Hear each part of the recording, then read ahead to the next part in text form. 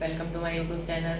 तो अपन ने पिछली वीडियो में 2-3 वीडियो अपने ledger general and goods and services tax GST का कवर कर लिया है प्रैक्टिकल बेस। तो आज अपन थ्योरी चालू करेंगे। थ्योरी अपन इसे चालू करेंगे, प्रैक्टिकल ज़्यादा करेंगे तो आप कंफ्यूज ना हो जाए, इसलिए आज अपन थ्योरी का चैप्टर ले रहे हैं। तो इस चैप्टर नंबर 8 है। चैप्टर का नाम है origin of transaction sources documents of accounts. ठीक है ना।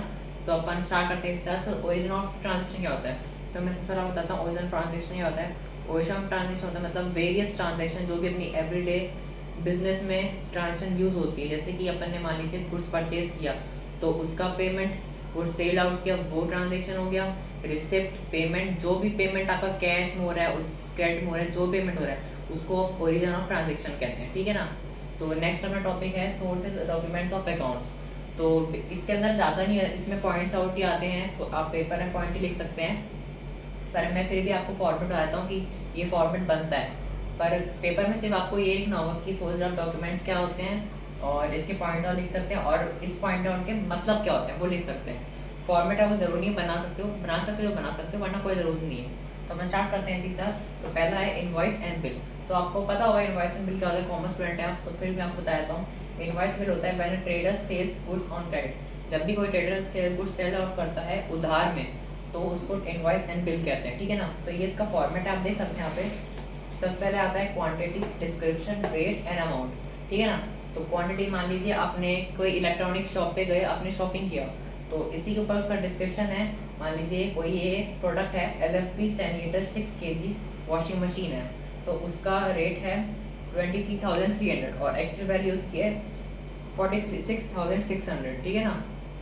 उसके बाद दूसरा प्रोडक्ट है वॉशिंग मशीन नहीं है और ये 5 kg वाली है, तो इसका रेट है 19,500 और एक्चुअल वैल्यू इसकी 19,500 ही है।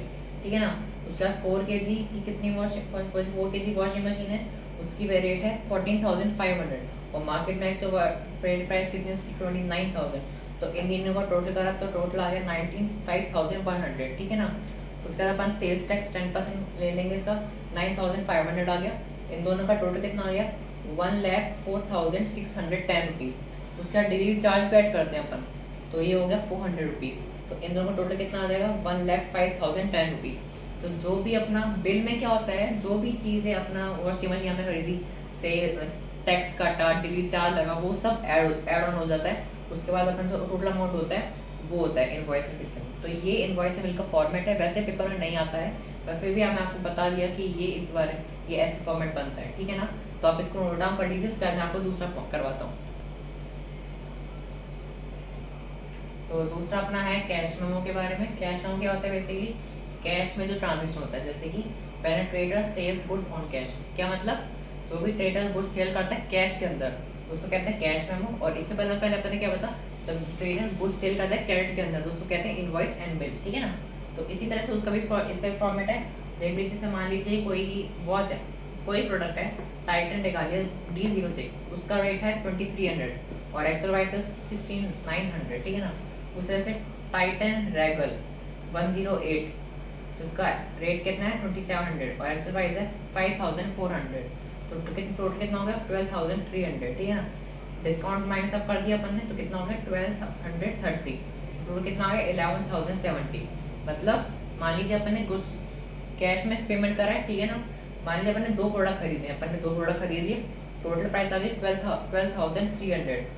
अब शॉपकीपर मानकर मैंने डिस्काउंट दी, शॉपकीपर आपको 10% का, तो 12 का डिस्काउंट हो गया। तो टोटल आपको कितना देना पड़ेगा कैश में, आपको 11,070 रुपये उनको देने पड़ेंगे। ठीक है ना। ये होता है कैश मेमो। इसको नोट डाउन कर लीजिए पहले।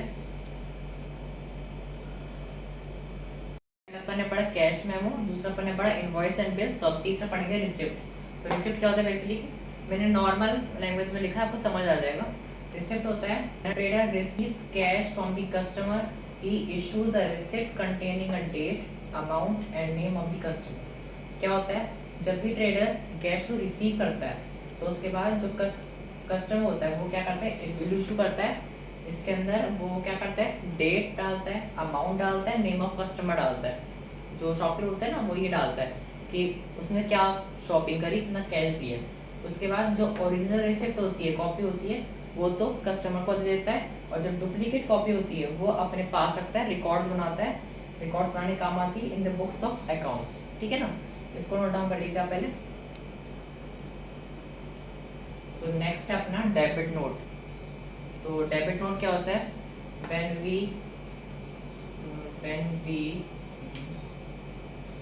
रिटर्न, हाँ, when we return goods to the supplier, we prepare a debit note and send it to the supplier with the return goods। मान लीजिए आपने गुड्स खरीदा और बाद में आपने उसको रिटर्न कर दिया सप्लायर को, तो आप एक डेबिट नोट प्रिपेयर करेंगे, उस सप्लायर को भेजेंगे विद द रिटर्न गुड्स, ठीक है ना, उसको डेबिट नोट कहते हैं।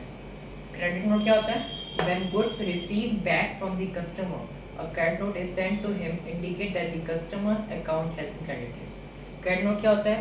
जब जो गुड्स है वो कस्टमर को रिसीव हो गया बैक, ठीक है ना, उसके बाद क्रेडिट नोट वो भेजा जाता है कस्टमर को, इंडिकेट करता है कि जो उनका कस्टमर अकाउंट है वो ऑलरेडी क्रेडिटेड हो गया है उनकी बुक्स के अंदर, ठीक है ना।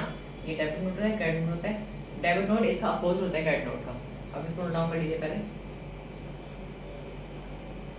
सो नेक्स्ट अपना पॉइंट है पे इन स्लिप क्या होता है?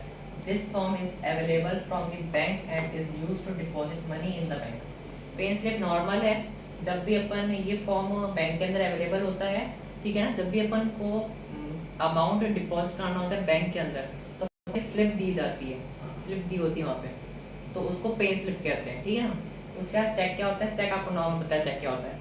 Cheque is an order is writing down upon a bank to pay a specified sum to the bearer और पर्सनल नेम, ठीक है ना। चेक के अंदर क्या होता है? चेक के अंदर चेक अकाउंट नंबर लिखना होता है, पे लिखना होता है, किसको पे कर रहे हैं वो उसका नाम, और किसने पे किया उसका नाम लिखा होता है, और कितना अमाउंट करना है वो लिखा होता है, डेट लिखनी होती है, वो सब ऑलरेडी लिखा होता है, उसको बोलते हैं चेक, ठीक है ना। उसका नेक्स्ट टॉपिक अपना है वाउचर। वाउचर क्या होता है? Voucher it is a prepared for the purpose of recording transaction.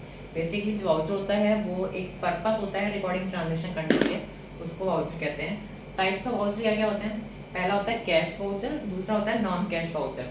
Cash voucher के अंदर कौन कौन से आते हैं? दो आते हैं। पहला आता है debit voucher for cash payment और दूसरा होता है credit voucher for cash receipt. जब हमको कैश पेमेंट करना होता है तो अपना डेबिट वाउचर लेते हैं, और जब हमको कैश रिसिप्ट ही होती है तो अपन क्रेडिट वाउचर लेते हैं, ठीक है ना। दूसरा पॉइंट क्या होता है वाउचर का? Non cash voucher. दो टाइप के वाउचर होते हैं, तीन वाउचर्स होते हैं। मैंने आपको दो लिखवा दिए, मैं तीसरा मैं आपको लिखवाता हूँ, एक पॉइंट और है। उसका ये चैप्टर खत्म हो गया, बहुत शॉर्ट चैप्टर है, पहले आप इसको पूरा रिटर्न डाउन कर लीजिए। सो वाउचर्स के अंदर अपन ने दो ऑलरेडी पढ़ चुके हैं, कैश वाउचर और नॉन कैश वाउचर। एक बचता है कंपाउंड वाउचर, ठीक है ना। तो कंपाउंड वाउचर क्या होता है? A document showing a transaction that contains multiple debits and one credit और which contains multiple credit and one debit. Basically क्या होता है? ये एक डॉक्यूमेंट होता है जो ट्रांजैक्शन शो करता है, या तो मल्टीपल डेबिट्स होंगे, एक क्रेडिट होगा, या फिर मल्टीपल क्रेडिट्स होंगे, एक डेबिट होएगा, ठीक है ना। इसको कंपाउंड वाउचर कहते हैं।